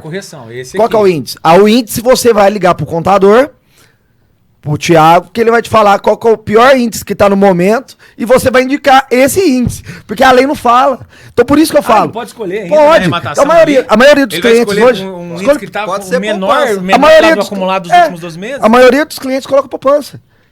Aí compensa arrematar aceitar, hoje. O juiz acata isso, é Aceita. livre, eu coloco lá, eu vou Tranquilo. arrematar, vou dar 25% de entrada lá no valor do lance. Então vamos fazer aqui um número para ficar tranquilo. Um imóvel no segundo leilão, maravilhoso, ele vale 2 milhões de reais. Eu adquiri ele por 1 milhão de reais, eu vou dar 250 mil reais de entrada. Mais 50 pro leiloeiro, né? Tem que advogar pro nosso lado. Sim, mas aí o leiloeiro também parcela ou não? Não. O leiloeiro é o 5%. 5%. No 5% caso, 2 milhões, vai dar valor da 500 mil à vista. arrematação. Vai dar 500 mil, 250 mil. 250 mil reais à vista. Vou dividir os 750 mil reais em 30 vezes. E a primeira parcela daí 30 dias depois da entrada? Isso. E aí todo mês... Só que aí me fala, você... por isso que eu falo. Agora, arrematar não, leilão. e por isso que eu falo. Usem e abuse do parcelamento. Porque mesmo se você falar, eu quero quitar. Usa o parcelamento, até, por exemplo, sair a carta de arrematação. Às vezes pode ter uma discussão e tudo mais, você tá pagando parcela. Saiu carta. Seis meses tá pagando parcela. Saiu carta. Se você quiser vender, beleza. Vendeu, você vai quita. Mas pelo contrário, qualquer lugar que você coloca, investe esse valor, vai render mais que uma poupança. Vamos falar. Você pega 750 mil reais, nesse caso aqui, que eu tô fazendo um exemplo aqui, deixa aplicado lá num aí você vai pagar... LCA, LCI, tá dando 0,8%. Vai dar 5.600 por mês. Sim. Já te ajuda a pagar a parcela ali dos 750 dividido. Então é um bom negócio. Não, por isso que eu falo, usem e abusem do parcelamento. Parcelamento é só vantagem. É só vantagem. E tem vantagem esse do aviso. parcelamento, Marcos, é aquele que ainda o credor não tomou a posse dele. Não. Que Esse não passou pelo crivo aí esse é o judicial. da alienação fiduciária. Não, esse aqui não tem nada a ver. Esse aqui São é a dois lei, produtos distintos. Isso aqui é a lei de alienação fiduciária, que é quando você pega alienação no banco. Entendi. Agora, Que esse aí é o judicial. Que já é dele, que é esses Isso. leilão da Caixa, que dá aquele tanto de gente. Não, e o leilão da Caixa é interessante. Aí é o extrajudicial também. Ele vai fazer esse mesmo esquema, só que ainda a Caixa depois... A Caixa faz esses 25 e 75. Não. Aí pra Financiamento. É o de baixo. Mas aí ela vai fazer o consolidação normal. Mas o consolidar da alienação fiduciária para consolidar, ele tem que pagar à vista. Certo. Não existe. Mas a partir do momento que ninguém comprou, aí a Caixa Econômica pode fazer, ela já está no patrimônio dela, aí ela pode vender do jeito que ela quiser. Por isso que a gente encontra leilão da Caixa Econômica que você dá 5% de entrada. E às vezes com leilões com 60%, 50%, 40%. E o resto, você financia em até 30 anos. Uma dúvida, esses imóveis, eles são desocupados? Ou são Tem ocupado, tem desocupado, tem de tudo. Tá. E quando tá esse imóvel com a pessoa lá dentro? A própria lei tem um artigo lá que prevê 60 dias a reintegração de posse. Aí, calma lá. Aí existem... porque aí tem quando é esse leilão da alienação fiduciária, da Lei 9.514, aí ele tem esse artigo, que em até 60 dias após a arrematação ou a consolidação com um credor fiduciário, lá naquele caso de ninguém comprar no leilão e ficar para o credor, em 60 dias ele pode pedir para a desocupação e aí ela, por força de lei, está previsto que tem que sair com medida liminar. Tá? Agora, no leilão judicial, no momento da expedição da carta de arrematação, você tem que lembrar de pedir para que seja expedida a carta e o mandado de admissão na posse. O mandado de admissão da posse é quem vai tirar a pessoa que está habitada lá. Isso, esse Quem é o mandado E esse que vai prazo tem mais ou menos quanto tempo? Não, aí não existe aí é o um tempo prazo. do oficial de justiça cumprir. Mais ou menos 1 ano, 2 Não, anos? não. É mais rápido, é um negócio... Aí vai depender do andamento do processo. E aí pode... Então aí... Depende da comarca, depende do juiz. Depende do... Teve impugnação, não teve impugnação, agravou, não agravou, quer dizer, tem... Existe ali um processo que tem que ser... Por isso... Que é melhor comprar os desocupados. Mas é difícil saber, não é uma regra. Imóvel não sai do lugar, é outra coisa máxima Só que tem um negócio. Imóvel não sai do lugar, se demorar, você comprou bem. Ele vai... Deixa lá, ganho calma. garantido, não tenha pressa. Só que, por exemplo, da alienação fiduciária, como o Zé falou, tem uns 60 dias. Se passou 60 dias e tá ocupado, a lei traz tem um artigo lá que menciona que o ocupante que está negando a desocupar o imóvel, ele vai ter que começar a te pagar uma taxa de ocupação, que é 1% da avaliação. Não é o que você pagou, da avaliação. Da avaliação. Então, suponhamos, você pagou 500 mil no negócio. A avaliação 1 milhão, ele vai ter que te pagar se você desobedecer. R$5.000 por mês ali. Então não é bom, né? Melhor o cara começar a procurar 10 mil, né? Procurar um rumo na vida. A avaliação é 1 milhão. milhão. 1%. 1% da avaliação. Então é muito dinheiro. Então é preferível o cara começar a correr, dar os pulos. Ou é preferível ele ficar lá, né? Não é fácil receber também de quem não tá pagando, mas é uma coisa que também tem... É mais uma coisa pra pôr pressão. É mais uma coisa pra pôr pressão. Que legal. Fiquei assim, impressionado com o parcelamento. Eu não sabia, muitas vezes as pessoas acham que tem que, de fato, despender ali do... Não, e o parcelamento veio pelo legislador justamente para trazer atratividade e tornar ainda mais efetivo ainda os leilões com resultado. Porque a gente vê, depois que a gente atua antes do parcelamento, depois do parcelamento aumentou muito o percentual de venda de leilão. Hoje sim, só não vende. Era isso que eu ia perguntar. Quantos por cento hoje vocês têm esses números do que é arrematado em parcelado e o que é arrematado? Parcelado é grande parte. A gente não tem esse percentual exato, mas deve ser beirar 90%. A maioria então hoje muito raro. Com arrematação o cara parcelado. tá com o dinheiro. Só tem vantagem. Mas é a conta que eu fiz aqui, compensa deixar o dinheiro aplicado. E assim, o legislador trouxe essa figura aí pro processo. Ainda existem alguns tribunais discutindo, até, por exemplo... Tem juiz que insiste e não deixa. Tem juiz que acha que aquilo ali vai prejudicar. Não vai. É aquilo. Quem conhece de leilão, quem se enfronha e começa a entender, vai perceber que o parcelamento atende todos os princípios da execução. Ele atende bem o executado, porque vai vender o bem num preço melhor. Atende o exequente também, porque ele vai recuperar o crédito dele. E às vezes, muitas vezes, o crédito supera o valor daquele bem. Então, é melhor que quanto mais ele consiga reaver do crédito dele. Mas vai demorar. Meu amigo, mas você já vendeu bem. Você vendeu... E tem que entender também que... depois teve o tempo saiu a carta de arrematação e o arrematante está na posse. Mas aí depois daí, caindo no problema do arrematante mais, ainda vai um bom tempo até que resolva para quem que vai o valor certinho. Então, às vezes, até resolver tudo isso, às vezes já está quase acabando o parcelamento. E tem uma outra questão.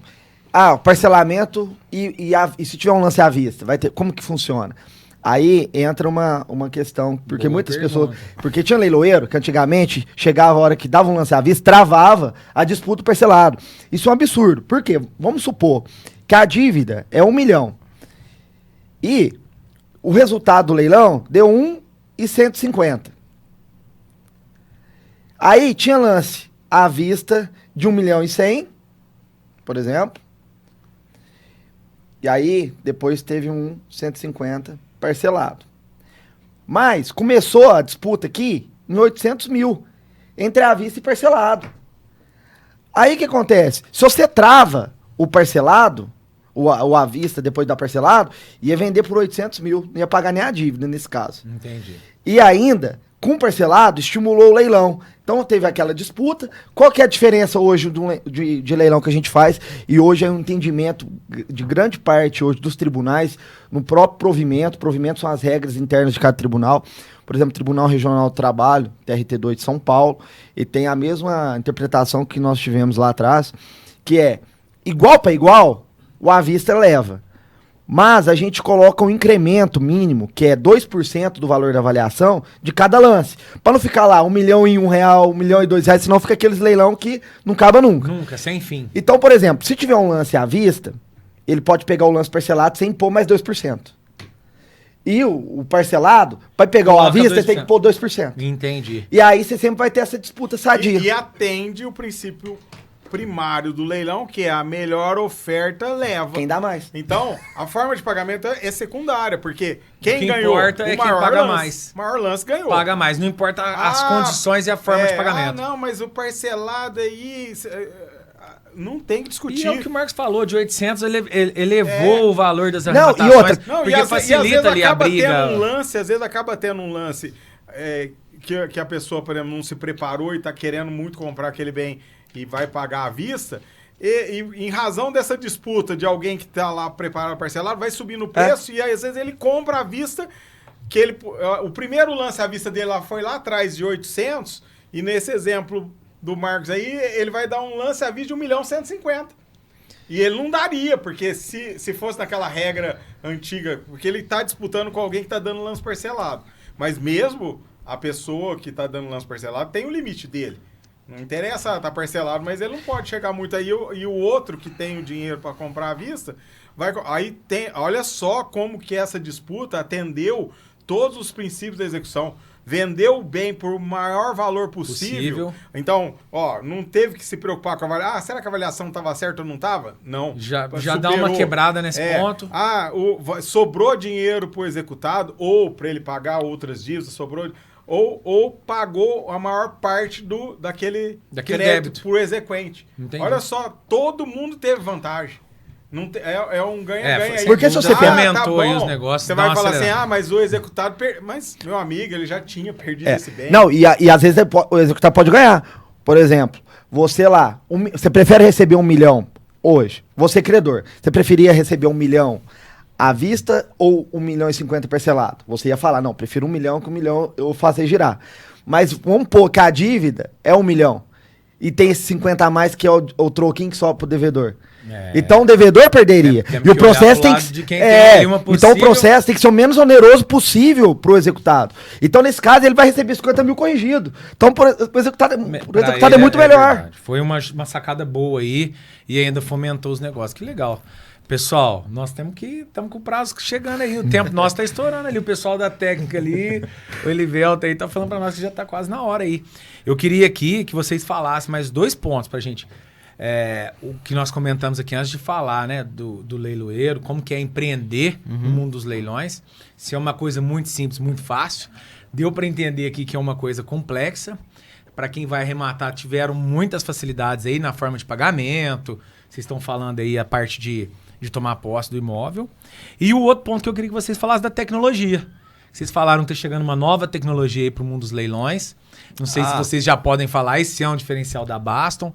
O que a Baston faz, o que o Mozart e o Marquinhos como leiloeiro ali faz para aquele cara que está disposto a entrar no mercado de arrematação. É o estudo que o Marcos está lançando aí. Tem que estudar. O que vocês podem dar de dica aí? Então, a parte que a gente investe em tecnologia é mais a parte interna mesmo, a parte que é a confecção. Porque mesmo. Assim, para que aquele leilão ocorra, para aquele treinamento, tem uma parte documental bem grande antes daquilo, né? Então, que é a maior parte do nosso trabalho, que a maior parte da mão de obra nossa tá aí para isso, que é confeccionar os editais, enviar as intimações, buscar documentos, e o trabalho maior é realmente a confecção digital. Então, hoje a gente está investindo aí numa plataforma para automatizar bastante esse procedimento.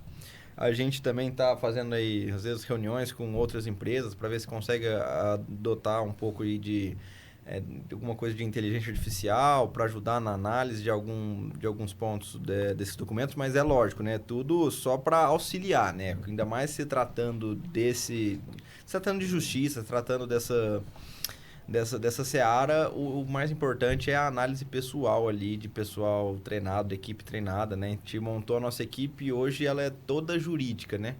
Então tem que ser pelo menos estudante de direito para estar lá trabalhando conosco. Legal. Fora o TI. Legal. Fora o TI. Que então... A contabilidade é terceirizada. Contabilidade é BPO.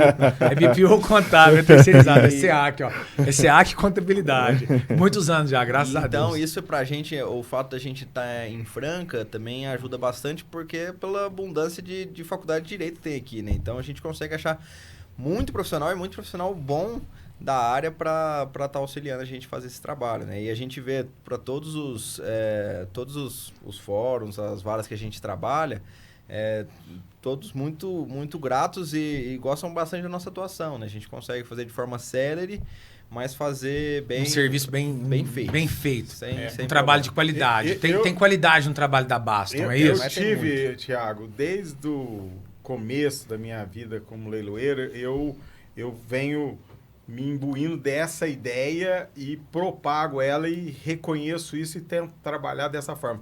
Eu tenho 4 clientes que eu tenho que atender em cada procedimento de leilão que eu faço. O meu primeiro cliente é o judiciário, o leiloeiro é um auxiliar da justiça. Quem nomeia vocês. Então é o judiciário que vai me tomar, que eu vou entregar aquele serviço para ele vai me entregar um procedimento para fazer e eu entrego aquele serviço pronto para ele. Então, o judiciário, um cliente. O arrematante é o consumidor final, também é o meu cliente, assim, é o que faz tudo funcionar, né? Sem essa figura do arrematante, tudo o resto se perde por aí. O exequente é um cliente importante, porque na hora que o leiloeiro é nomeado para fazer o leilão, é importante trabalhar muito próximo do exequente. O exequente é o que sabe toda aquela história, aquele processo. Tem um monte de detalhezinhos que, às vezes, o leiloeiro, em sinergia com o exequente, aperfeiçoa aquela situação. E o exequente é aquele que tocou aquele processo, às vezes, por 10 anos e tá bom. O juiz falou, não, você tem razão, tudo, você tem que receber tanto, mas até agora ele não levou. Ele precisa colocar aquele... A eficácia da execução da execução tá com o leilão. E o exequente pode indicar o leiloeiro. Então fica a dica aí também pro pessoal, pros advogados aqui de Franca, que tem execução. Vocês podem indicar o leiloeiro para atuar no seu processo. Tá. E o quarto cliente? E o quarto cliente também, que ele não me enxerga assim, mas eu sempre considerei ele dessa forma e sempre tratei com o máximo de respeito, é o próprio executado.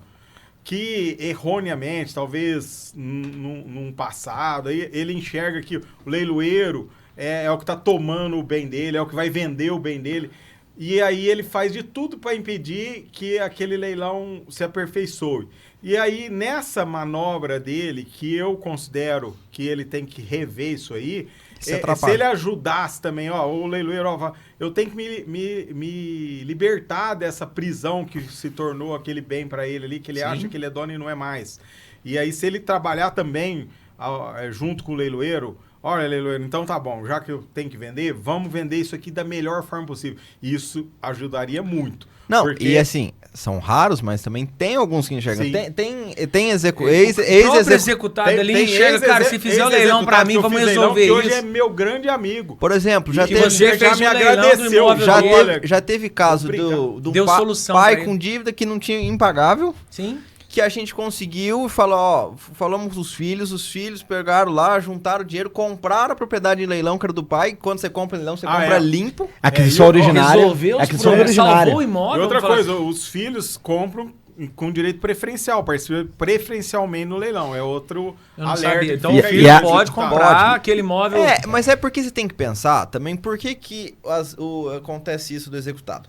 Porque o executado, quando ele tá lá, aquele mundo de dívida, ele vai chegar pro executado e vai pedir o quê? Ele vai chegar pro advogado dele e vai pedir o quê pro advogado? Ele vai falar assim, ajuda a resolver o meu problema? Não, ele vai falar assim, doutor, você precisa cancelar esse leilão. Tô perdendo meu bem. Eu não quero perder o meu bem. Ele fica meio que cego, ele entra ali no momento ali de desespero, o que ele pediu? Pra não perder o bem. Então aí o advogado vai fazer usar tudo todas as manobras pra enrolar, ali, ou pra não perder, ou pra demorar o máximo possível pra não perder. Entendi. Só que você tem que pensar que... Muitas vezes mandando pro leilão e fazendo o juro composto é um bichinho que não come, não dorme, tá sempre crescendo. Então, você vai enrolando, às vezes você tinha um patrimônio de 5 milhões, que venderia por 5. você pagaria a sua dívida de 1, aí você fica lá 20 anos brigando no processo, daqui a dívida... pouco ela a dívida vale passa 3 vezes seu patrimônio. O imóvel despreciou, então, e aí o negócio fica pior. O advogado, o cliente, o advogado também que tem a coragem de falar pro cliente, olha, não é melhor você resolver o problema do que postergar esse problema? Então vamos, às vezes aí nem chega em leilão, ele chega e fala, não, vamos achar alguém para comprar, vamos renegociar essa dívida e vender com concordância do credor, ou mesmo já tá no leilão judicial mesmo, vamos vender, vamos ajuda a divulgar, vamos vender bem no leilão e vai sobrar troco para você. Então, assim, se o executado, o devedor, ele não enxergar o leilão como o fim do mundo, talvez ele melhore muito a sua situação com isso, né? Legal, interessante.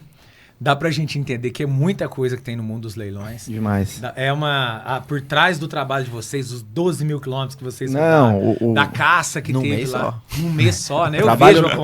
O trabalho, assim, que se for analisar nos bastidores, é muito maior do que simplesmente Sim. o cadastro no site e o final do leilão, que é dar o lance, é o final mínimo, do procedimento. Perto de tudo que tem envolvido ali por trás. Então, assim, tem um trabalho muito extenso, até porque a gente tem que prestar um trabalho de excelência, porque a gente está lidando com processos, às vezes com vida, porque se a gente fizer algum problema, tiver alguma nulidade no evento leilão de responsabilidade do leiloeiro, ele vai gerar um outro processo que é uma ação anulatória que chama, e isso aí pode demandar atraso processual, discussões, por um erro do leiloeiro. Então, por isso que o trabalho nosso, a responsabilidade é muito grande. Então, o leiloeiro que faz leilão judicial, ele tem que conhecer de processo, ele tem que saber do trâmite, saber regularizar onde precisa regularizar antes do leilão. Porque depois que acabou o leilão, você não pode ter esse tipo de problema. Se tiver alguma discussão, discuta antes. Você não gera... Porque aí, no final das contas, você tem que trazer segurança jurídica pro Poder Judiciário, que é os 4 clientes que ele fala, que é o Poder Judiciário, que é o arrematante. O exequente e o executado. O arrematante é o terceiro de boa fé, estranho, não tá nem aí, caiu de paraquedas no negócio. Ele tá só depois... vendo ali um bom negócio. Então, né? por isso que esse trabalho do leiloeiro, esse leiloeiro proativo, esse leiloeiro aí que tem esse conhecimento, isso aí traz uma segurança jurídica muito grande. Não, por exemplo, tem um caso legal, a gente vendeu no ano passado, era um processo, corria aí no Distrito Federal, na verdade o leiloeiro nem era o meu pai, era o leiloeiro parceira nossa, Maria Vitorino, lá de Brasília, né, a nossa equipe lá de Brasília, e com uma propriedade em Taipas, no Tocantins, leste do Tocantins ali. E a executada tentava vender esse bem, tentava fazer andar esse processo, doente, desesperada para vender. Falei assim, eu não quero morrer, deixar esse problema para meus filhos, eu quero conseguir resolver isso, eu quero conseguir levar a leilão para me receber essa dívida. Era um valor relevante e eu não tinha condição. E aí, quando a gente tinha se tentado vender esse leilão, acho que umas 4 vezes por outros leiloeiros, e aí a gente foi nomeado, né, a Maria, né, lá, nossa parceira. E aí a gente ligou e falou assim, olha, vamos trabalhar junto e vamos resolver o problema? E aí fizemos um trabalho muito bem feito. Fomos lá na fazenda, subimos o drone, tiramos foto, fizemos tudo certinho. E conseguimos vender com disputa. É uma propriedade que já tinha se tentado vender muitas vezes. Mas o trabalho não tinha sido bem feito. Mas não tinha sido bem feito. Não tinha sido bem feito. Se não sujar a botina, não vende fazenda. Por isso os 12 mil quilômetros. A botina sempre no pé. E eu posso falar aqui, porque eu acompanho... Eu posso falar, eu sou arrematante de leilões, já comprei algumas coisas e eu vejo a qualidade de serviço da Basta, não tenho que falar. E quando eu escuto vocês falarem tudo isso que acontece por trás do leilão, a dificuldade, o mundo dos leilões, a gente recebe só aquele material de marketing, a gente acha que é a coisa mais fácil do mundo, e não é. É difícil de empreender, igual é difícil de empreender qualquer outro negócio. Sim. E é um negócio que tem muito, e é trabalhoso, porque você tem 4 clientes muito difíceis de tomar conta desses clientes. Então, assim, realmente mostra o quanto é difícil empreender no nosso país. Não é fácil, não é para qualquer um, não é para quem tem preguiça, é para pessoa que está disposta a levantar. E eu falo isso muito aqui na empresa, falo isso para quem está com... Sempre do meu lado eu sempre falo, não é fácil. Conversando com vocês aqui hoje, deu para entender por que a Baston é o sucesso que é e está onde está. Não é à toa. Eu não estou falando isso porque vocês estão aqui na minha frente, não. Porque a gente percebe isso. Quem passa lá na porta da Baston, quem conhece a estrutura, quem vê, conhece a história, sabe que ali tem lastro, sabe que ali tem fundação ali é forte, tem conhecimento, tem estudo. A história do Mozart, muitos anos aí nos leilões. Então, não foi à toa que vocês chegaram onde vocês chegaram. Quem quiser visitar a gente vai ser muito bem-vindo. Avenida Paulo VI, 612. Pode aparecer lá. Pessoal, maravilhosa a estrutura da Baston. Não foi à toa que nós convidamos vocês para o primeiro SEAC Pod. Eu fico arrepiado mesmo, de verdade. Eu e o Mozart, a gente tem uma história antiga. Eu não vou contar aqui, porque pode virar até chacota aí, né? Mas a gente tem amizade fora da contabilidade há muitos anos. Uma pessoa que eu respeito demais, admiro. A sua mãe também, Matheus, eu tenho que falar aqui, que a minha esposa foi estagiária da sua mãe na advocacia também. Então, esposa do Mozart, óbvio, né? Então, a família é sempre próxima a nós. O Marquinhos chegou aí, nós herdamos o Marquinhos, cliente, amigo, com o Mozart Custódio Leilões lá na Baston. Eu sou extremamente grato a vocês por participarem aqui do nosso evento, o SEAC Pod. E eu não tenho muito o que falar aqui no nosso primeiro evento, né, pessoal da técnica aí, não sei o que vocês acharam. Falar para os clientes do SEAC, para quem está nos assistindo aqui, que nós vamos fazer mais bate-papos como esse aqui, nós vamos ter mais bate-papo, nós vamos falar de mais negócios e uma coisa vai ficando assim, já no primeiro constatado, é muito difícil empreender, dá muito trabalho, tem que acordar cedo. Eu usei uma frase no nosso evento sábado passado, do nosso amigo César da Cacilândia, a segunda vez que nós vamos falar dele aqui hoje. Vai ter que trazer o César da Cacilândia. Trazer o César da Cacilândia aqui para falar, que é uma frase que eu falo, já tem alguns anos que eu tenho comigo, desde 2005 que eu casei, então já seus 19 anos, que ele falou e eu faço, mas eu não sabia que a frase era essa. O sol não me pega na cama. Então eu acordo cedo todos os dias, eu pulo cedo todos os dias e a gente tá aqui junto porque a gente trabalha muito e a sinergia é essa. E é bom demais. E é bom demais. E é bom demais da conta. Trem bom é coisa boa. Opa! Eu quero agradecer de coração e queria que vocês falassem uma palavra aí final. Eu que agradeço, nós agradecemos imensamente aí, é um prazer para nós aqui estar aqui no primeiro episódio do SEAC Pod, que eu tenho certeza, não tenho dúvida que vai ser um sucesso. E agradeço imensamente aí o trabalho de excelência que você presta tanto para Custódio, para Baston. Não tenho o que falar do trabalho de vocês aqui do SEAC. Isso aí é um grande braço, um braço direito que a gente tem com vocês aqui, confiança, todo esse profissionalismo que você tem aqui por trás, nos bastidores. A gente sabe que a responsabilidade sua é muito grande. Então, assim, agradeço imensamente aí a todos aí, o pessoal do Dialetou. E quem arremata a terra não erra. E esse ano eu tenho certeza que vai ser um ano excelente aí para você que queira começar a fazer algum tipo de investimento, vir para esse mundo dos leilões. A gente está com uma perspectiva de um aumento gigantesco nas ofertas e eu não tenho nenhum tipo de investimento tão seguro e rentável como leilões de imóveis no Brasil. Então é isso aí. Aí, parabéns. Eu também, assim, fico muito agradecido, tenho orgulho, realmente prezo muito a nossa amizade. Para mim, ter participado desse primeiro SEAC Pod aqui é um motivo de grande orgulho, fique sabendo. Um abraço também para a Taíla, sua esposa, as famílias, assim, que é o mais importante na nossa vida, né? Eu vejo que você também preza muito por isso. Eu tenho a graça, né, de ter meu filho trabalhando comigo desde que ele ainda era um estudante, viu toda essa nossa luta. Isso é motivo de orgulho também e graça de Deus. Então, assim, fiquei muito feliz com esse convite. Eu confesso, eu não sou muito familiarizado com isso, assim, com essa, mas eu vi que legal que é participar de podcast, né? E é isso, gente. Vocês, assim, estão convidados também a nos visitar lá na Baston Leilões, como o Matheus fez. Para mim, falar de leilão é uma coisa, assim, fantástica. Eu sou apaixonado mesmo por isso e adoro conversar, esclarecer dúvida, porque a gente está sempre estudando e aprendendo, né? Outro critério, né, Thiago, para empreender, muito importante, se instruam. A gente precisa estar sempre estudando, sempre aprendendo. Aquela máxima acho que é Sócrates, né? Quanto mais sei que menos sei. Isso Tudo que sei é que nada sei. Depois eu que troco de estado, hein? Tem uma outra E depois aí que eu vai usava no perguntando, né? centro de Sempre assim, Thiago, pode? Tiago, pode, mas por que não pode? Mas Mas será que por que não pode? Não, tem que Por poder, isso, ué. pode. Não, e eu também quero agradecer pelo convite, parabenizar o Thiago. Muito obrigado. Eu não acompanho o Thiago há tanto tempo como meu pai, mas eu desde menininho, o tempo desde bom, viu? pequenininho, Quando a gente tava indo, quando que a gente parou lá em Carneirinho, que acabou o asfalto, que o Thiago disse, nossa, Nossa, agora veio, agora a vaca deitou. Eu tava lá. É verdade. E a gente fica muito feliz ver o Thiago aí crescendo, né? Cada dia mais, uma potência. E é isso porque merece, né? Esse dia a gente viajou junto pra São Paulo.